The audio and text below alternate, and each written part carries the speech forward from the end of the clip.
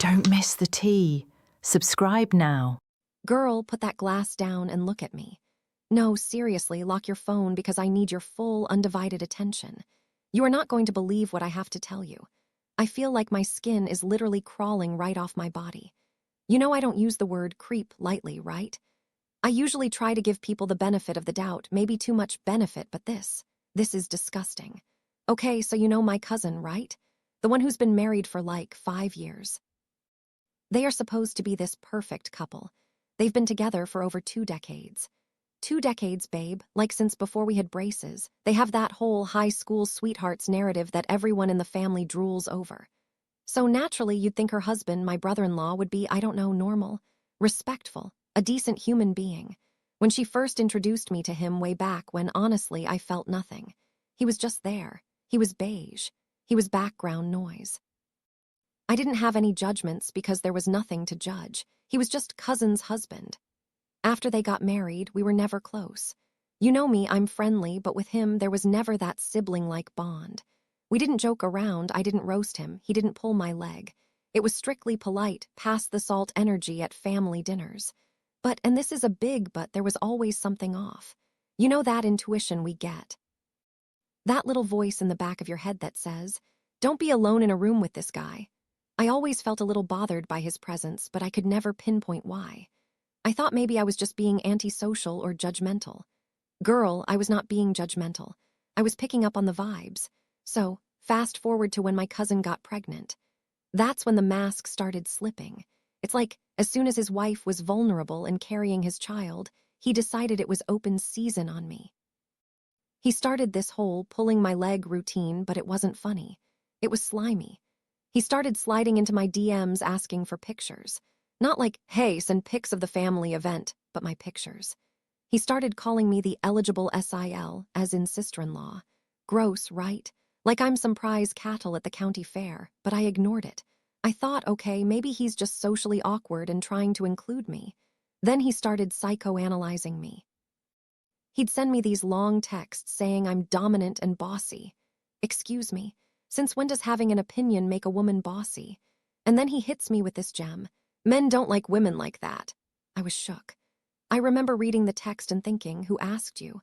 I have never, not once, asked this man for validation on my dating life. I have never cried on his shoulder about being single. Yet here he was, telling me that I'm unlovable because I have a backbone.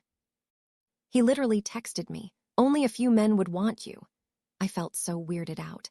I replied super coldly, trying to shut it down without causing a family World War III. I was like, okay, whatever. And you know what he said? He said, keep up the attitude, only alpha males like it. Alpha males, I almost threw up in my mouth. Anyone who unironically uses the term alpha male is a walking red flag. And I should have known because his next move was so much worse. I tried to end the conversation right there. I stopped replying. I ghosted him mid-chat. I thought he'd get the hint. But no. A while later we were talking, I think I made some general comment about men being annoying or something harmless, and he replies with this. I know innocent girls like you with specs have a devil within. The specs, my glasses. He was fetishizing my glasses. He was trying to do this whole naughty librarian thing with his wife's cousin. I read that message and I felt violated. It's that specific kind of creepy where they try to frame it as a joke, but you know it's not a joke. He was testing the waters. He wanted to see if I'd play along with this devil within narrative. I brushed it off again. I ended the conversation. I kept telling myself, don't make a scene, he's family, he's just weird. But every time my phone buzzed and I saw his name, my stomach dropped. Finally, I felt like I was going crazy, so I went to my mom. Big mistake. Huge. I showed her the messages, expecting her to be outraged, expecting her to say, stay away from him. And you know what she said? She told me I was thinking too much into it. She gave me that whole spiel about how BIL, SIL banter is supposed to be fun. She said, oh, he's just joking, he's just pulling your leg, don't be so sensitive. I wanted to scream. Why is it that when men are creeps, women are just too sensitive?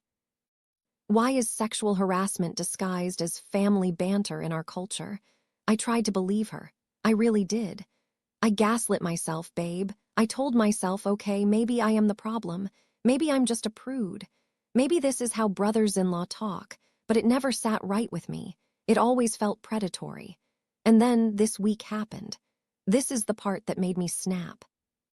I was on Snapchat, just posting a normal video. Nothing sexy, nothing provocative. I was just ranting about something frustrating, work or traffic I don't even remember.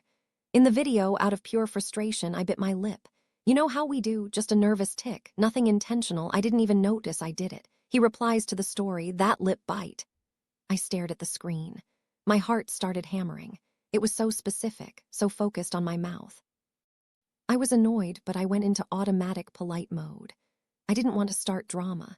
So like an idiot, I replied, heh. Just to diffuse the tension, I brushed it off again. I am so mad at myself for that, heh. Why do we do that? Why do we laugh when we're uncomfortable?